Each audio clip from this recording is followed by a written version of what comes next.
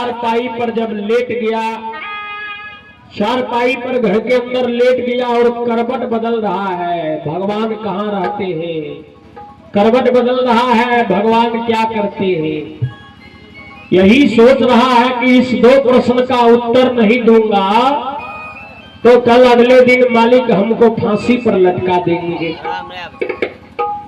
अब यही बीरबल सोच रहा था तो उसका बेटा 10 साल का लड़का कहीं से पढ़ाई करके आया, और पढ़ाई करके आया जब अपने घर के अंदर प्रवेश किया तो उसका नजर पड़ गया अपने पिताजी के कमरे के अंदर।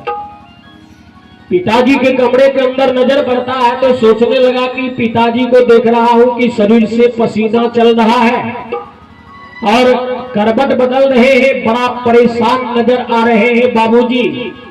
तो बीरबल का बेटा, देखिए बेटा कैसा होना चाहिए, इस जगह आप बड़ी गहराई से बारीकी से सुनिएगा।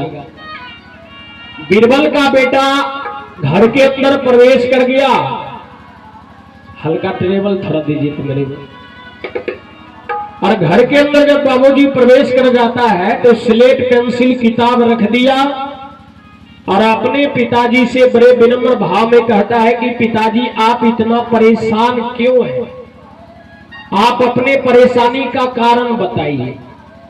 तो बीरबल कहा कि बेटा मेरे मालिक ने हमसे 2 प्रश्न किया है, उस 2 प्रश्न का उत्तर दे दूंगा तो मैं माला माल हो जाऊंगा, यानी राजा बन जाऊंगा।